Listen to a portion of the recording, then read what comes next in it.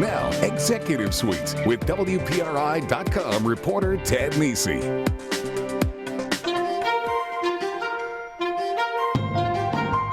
The rise of Walmart dealt a death blow to tens of thousands of local retailers all across the United States, but not Benny's.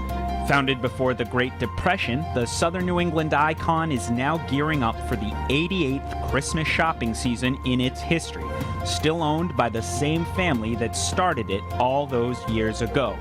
So how did Benny's hold off the big box bulldozer? And can the company compete in the age of Amazon? This week on Executive Suite, Benny's owner, Arnold Bromberg. Welcome to Executive Suite. I'm Ted Nesi. This week, I welcome Arnie Bromberg. He is the owner of Benny's and an iconic Rhode Island retailer, and I'm glad you could make it. Thank you very much. Thanks for coming by. It must be a busy time of year for you guys as you gear up for Christmas. Oh, it's very busy. So we'll keep it short and sweet here. So I want to go right to the question in that opening package. I was thinking of the names of the retailers that aren't here anymore that were local. Apex, Bradley's, Save Right, Murray's, Giants, The Outlet. Some of them were swallowed up. Some of them ended up closing down. Benny's still alive and still thriving by all accounts. What's different about Benny's? What you guys survived the last couple decades of change in the retail sector? Well, I think it's that we offer something a little different. I think it's not, the product's no different really than anyone else. Maybe the selection we have is different, but I think it's the shopping experience. We try to offer great customer service, and our stores are located in neighborhoods where you can park easily, you can get in, you can get out, you don't have to wait very long in line ever. Unless maybe there's a blizzard coming. Right. But even then, we're sensitive to the needs of the people. We want them to do their shopping and get on with their lives. That said, I'm sure most of those retailers would have claimed they were doing the same thing all that time, and yet they're not here right now, and here you are sitting at the table in 2012 getting ready for another season. Do you think there's a difference? Well, I don't know. It's maybe the way we started and we grew up in the business. It's a family business. I'm not the only owner. We have a whole family involved. But it goes back to when we first opened. We took care of people in the neighborhoods where we had stores. Tell me about the challenge. You've been involved with the company for a long time now because you're the third generation. Yeah. When Walmart and Target and Home Depot and Lowe's started to spring up, started to build big box stores, the malls came in the 80s and everything. When did you guys start to think, okay, we're really seeing a change in this sector at Benny's, and did you have to change it all to respond? Well, there was a change before that because in decades before that you had Kmart, and then you had Woolworth and W.T. Grant's, and there was King's and Mammoth Mart and a lot of other local retailers. So for us, the competition was always very keen. So we had to always be on our toes. So you really were always in a very competitive environment. Yeah, just the competitors changed. Right, exactly. But the level. Right, that's what we think. How do you keep prices down when Walmart and Target, those big stores, have so much pricing power in the market and squeeze their suppliers so much? How do you guys keep a competitive advantage there when you have a smaller footprint? We try to squeeze the same suppliers the same way. Just the same opportunity, yeah. Well, obviously we probably don't have the same kind of clout or leverage, but the vendors, the suppliers, they want all their customers to stay in business. So it's in their best interest to try to treat everyone as fairly as possible. Now, I saw someone told me not a single Benny's has ever closed because of poor sales. Is that true? Not in any kind of recent history. Okay. I'm talking the last 50 years. Yeah. But no, I think even before that, we probably relocated stores to better opportunities in areas rather than closed. But no, I don't remember a story. You never had the Walmart came to town and Benny's had to shut down. You never had that experience? No, Walmart's come to town and it's had effect on us for a time, but we've always bounced back. And how did you see that effect? Was it just you felt, was it pressure on pricing? Was it you saw people trying that and coming back? Well, yeah, it's a little of everything. I think the first Walmart opened in our area right next to us, right behind us in Westerly. And at the beginning, there were a lot of cars there, and you said, gee, this much volume of traffic is almost like Disney World. But on the second thought, we'd rather have Disney World next to us at Walmart. But as time went on, it came back. You talk, and you've said it already here, you always talk about being focused on the customer. And as I said, most retailers, they all say they're focused on the customer. Is there a difference in the approach you take? Is it something you tell your employees? Is it because you're closer to the ground, because you're local? How do you see that differentiation? Yeah, it is. It's something we try to train all our employees, is that the customer is why we're there. And they come in the store, we want them to get taken care of. And we try to help them find what they want and try to suggest something better, maybe, and get them on their way. Benny's customers known for their loyalty. Do you see that often in the stores? People have been coming for a long time and they're still coming? Yeah, and we get the comments, you know, Benny's is my favorite store. If you don't need, Benny's doesn't have it, you don't need it. That's a good one. It's a little tongue twister. That's why if you don't know where to find it, go to Benny's. Right, things like that. Yeah, and do you think that nostalgia and that the sense that you are anchored in the community, do you think that helps from a sales perspective? Do you think people say, oh, Benny's, it's our Rhode Island or Massachusetts, Connecticut place? Well, I think that people know when they can count on us. And for example, if there's, during the recent storm, people knew, you know, if you want flashlights and batteries, you go to Benny's. During the winter snowstorm, if you want ice melt, rock salt, shovels, sleds, you know, I would go to Benny's. Do you folks keep more of that on supply because you know you're in New England and that's where it's going to be and you don't want to be last minute on it? You know, people ask us that all the time, and there are some winters when there is really no snow, but we still have shovels and sleds and rock salt. But if over the course of years, if anything more than 50% of the winters weren't somewhat severe, we wouldn't have that stuff. Yeah, so you'd have to see a long-term change. Right. So severe climate change, you might put in less at Benny's. We're still waiting to see what happens.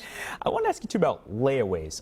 Big box stores are now talking a lot about layaways again, but Benny's has had it for a long time and never got rid of it. Right, we've had it, as far as we can tell, probably back into the 1930s, and probably around the time we started selling toys and bicycles, in addition to the automotive and radio parts that we sold back then. And we've never stopped doing it, but back then it was more or less everyone did it.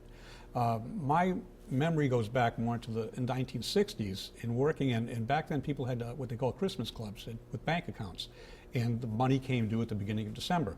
And back then it was a way to budget your money to get the toys and bikes and other gifts that you wanted, put them aside, and pay for them as you could. And the other reason for doing it is to hide the goods, hide the stuff, so the kids can't find it in your house. Have you seen a dip and a return with the economy being the way it is now on layaway usage? We've done layaways continually for as long as I can remember, and there's never really been a dip for us. We've had a lot of increases in layaway years, and this year we'll see what happens. But yeah, other people have gotten into it. Probably they're a reaction to poor economic times. So demand never ended for layaways from your perspective at Benny's? We didn't. It's not that demand ended. We just never thought of stop There's no reason to. Right. We're coming up on a break, but last Christmas there was a lot of talk about these layaway angels. What was it? What was that phenomenon you saw? It was something we'd never seen before, and it started, I guess, in the Midwest. It was, that's why we call it the most wonderful time of the year, I guess. It was unexpected. Over the years, we don't remember ever seeing anything like that before. And it was people coming in and paying off someone else's layaway order so they could, and you would call and tell them they could come pick it up? We'd call people, and it was, the second week of December, and they thought we were calling them to tell them the layaway, you better come pick up your layaway, and we'd say, no, we have good news for you.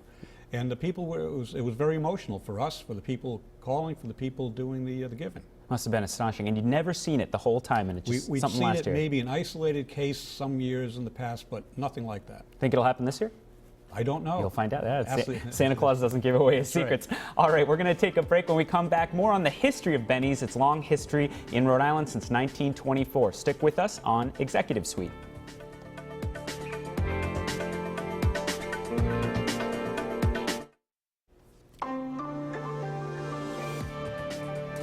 Welcome back to Executive Suite. I'm Ted Nesi. We're talking about Benny's, the iconic Rhode Island retailer, Southern New England retailer, I should say, with Arnold Bromberg, third generation in his family to own and run Benny's. And he's brought us some props today which fit right in with my next line of questioning, which is about the history of Benny's. I was reading it up on it today.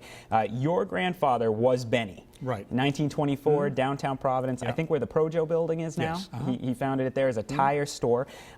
Where'd the idea come from, and sort of how did it develop from there? Well, he worked for someone else in the in I guess an auto supply business, and he liked it so much. He and my grandmother Flora worked. They actually opened the first few stores together, and over time it developed into other products. But we can go back. We actually recently found an ad from 1924, and we sold automotive parts. But back then, an automotive part was a headlight. It was an extra crank to start the car. Mirrors, these things didn't come on cars. Because auto was a fairly new category at the time. Right, and a biggest item was radios. And so we sold radios for cars and radios for homes. But in 1924, getting a radio was probably the equivalent of getting an iPod today. Yeah. You had to have one. And they not a lot of places to buy them at the time. They were 1924, coast to coast, just starting with radio. Right. So you brought us a few examples of Benny's through the years. And let's do the older one first. If you would hold that up, I want to get a nice shot of it. And this is 1937 Greater Values. 1937, and this was basically a catalog, and it's pretty filled with products. Yeah. That it probably cataloged a lot of what we sold. We'd probably print this, 2 or 3 times a year. Yeah, get it out and about. And all this drawn by someone all around you? These were either drawings that we did or that manufacturers gave us, but it was called line drawings. It was actually... And the logo pretty similar. No auto stores now, but... No, it was auto stores, and it was home and auto stores, and now it's just... And now, and then this one here, we have another one. This is the 1950s. Where would this have gone? This was... This is what's called an ad slick. It's a reproduction of a newspaper ad. It was used to create other ads, but this probably, from the list of stores here, probably appeared in the Providence newspaper. And then probably other versions of it appeared in other towns. And if you keep holding that up, let me use my pen here. So you've got bees here on this one, and you were telling me off air, what was the point of the little bees there that sometimes got drawn in? Well, our artists drew those pictures. And so we had basically the rights to that artwork. Some pictures, like this toaster here, doesn't have a bee, and it was probably supplied by a manufacturer. But what would happen is customers would think that it was a contest. So we'd get a call, and we'd answer the phone. They said 83. And we say, what? I said, well, that's how many bees were in yesterday's ad. There's no contest. The Where's Waldo of Benny's, yeah. Now, putting the show together, one interesting thing, I keep calling you owner because you're not big on titles in the Bromberg family, apparently. What's the philosophy there? I don't know. We don't have titles on our doors. Basically, one way of putting it, whoever answers the phone first is in charge. But no, my father's still active. My brother and sister. Your father's still active. He must be long tenure at this point. Yeah, no. Well, he's probably the longest tenured current employee. We've had some employees work a very long time for us. But my brother runs the operations. My sister is the toy buyer, or she's known the toy princess. And I have my 2 nephews and my son. All involved. All involved. I actually had a viewer, one of our loyal executive suite viewers. Thank you to all of you. She emailed in and she asked me, what is the challenge of having a multi-generational family business? You need to make sure, obviously, the next generation wants to stay involved. You need to train the previous one. I mean, what are some of the challenges that come with that? It's a good question. I've got to say the toughest thing is to keep business and family. And we try to, when we're at work, we try to keep it as business-like, but as lighthearted, I would say, as possible. But you got to understand you're dealing with people who's also your family. So you guys spend all the holidays together, first selling stuff and then opening your presents. You guys buy presents at Benny's? Yeah, yes, some of them. Some.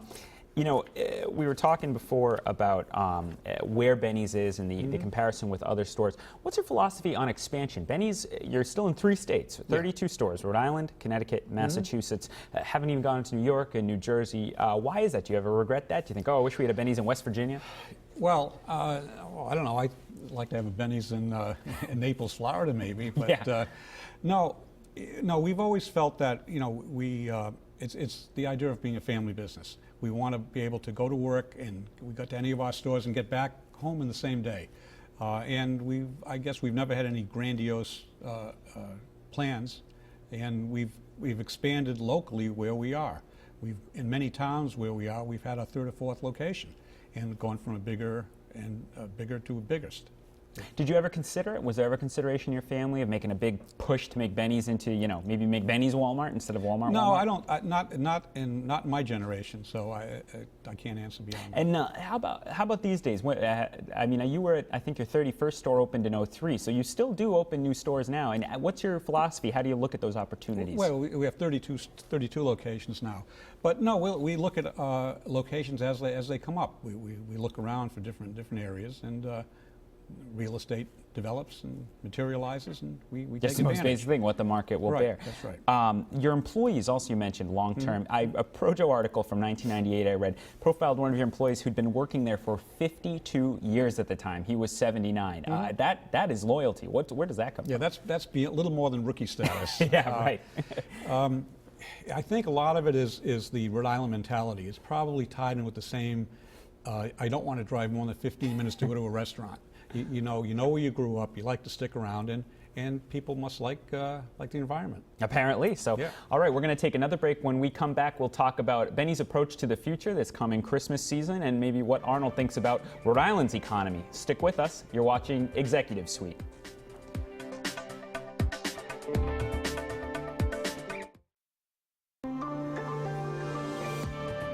Welcome back to Executive Suite. I'm Ted Nesi. We're getting a jump on Black Friday this week, talking to Benny's just ahead of the Christmas shopping season. We have Arnold Bromberg, a co-owner with other members of your family of the famous retailer. So, as I say, Christmas shopping season coming up. What do you think is going to sell big? What are you guys preparing for? I don't know. There are some toys that have come back. Furby is back this year. Furbies are back. Furby's okay. back. There's a couple of a wild color Furby. Yes, I don't know the variations. And there's not great changes. One thing I noticed is that we now have this year three items with turntables on them, 3 electronics items with actual record players. And those are back. They're back. Because I'm sure you were selling them years ago. We sold them years ago, and for the past few years, we sold the device that could digitize a phonograph record. Now we have 2 devices that actually can play them through their own speakers. And one is a combination of turntable. I think it has an AM, FM, and compact disc. So you get a whole spectrum. Yeah, right. That is a trend you're seeing with music now. More musicians putting LPs out as well. So everything old is new again at Benny's. You might see it on that ad you were showing. With merchandising, that's always a challenge for a retailer. How do you find what to stock? Don't get too much of the wrong thing. See where trends are going. How do you guys approach that at Benny's? How do you figure out what new products to add and what old reliables you need? Well, the toughest question to ever answer is how much is enough. But what we try to look at is there are trends, and we see what type of items are selling. It goes from the whole departments to a sub-department to an actual little area of merchandise, and you have to analyze it item by item. What's the biggest seller at Benny's? In pieces, I don't know. No? I mean, I could say leaf bags, possibly. Leaf bags are way up there. Only because I think of how many I saw this morning on the way. Yeah, right. To work. You see them all along, advertising there.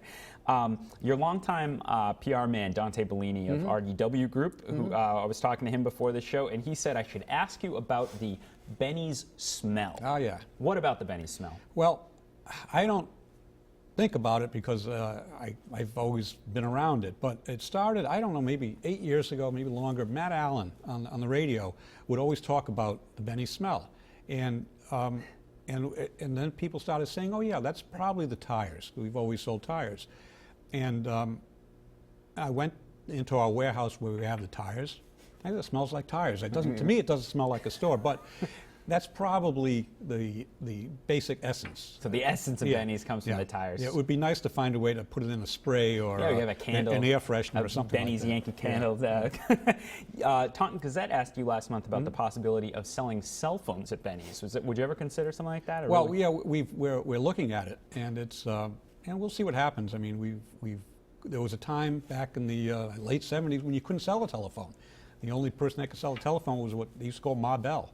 Well, we started selling phones, and we've sold a lot of phones, but maybe that's the next step for us. You know, we have a lot of conversations in this show about the business climate in Rhode Island. Obviously, Benny's hasn't left. You didn't decide to become a Minnesota retailer, and you stayed here. I mean, do you think has Rhode Island, obviously Rhode Islanders have been good to Benny's. Are there things that hold Benny's back because of the tax and business climate in Rhode Island, or is it, you guys just deal with what's here? Yeah, no, we deal with what's here. I think, for business climate to improve in Rhode Island, I think there has to be a lot of things happen. Rhode Island has a lot of good things to speak of, and if we have 1 million people, if we had 10% more people, well, then that may be a challenge to do that, but that's probably where our customer base is.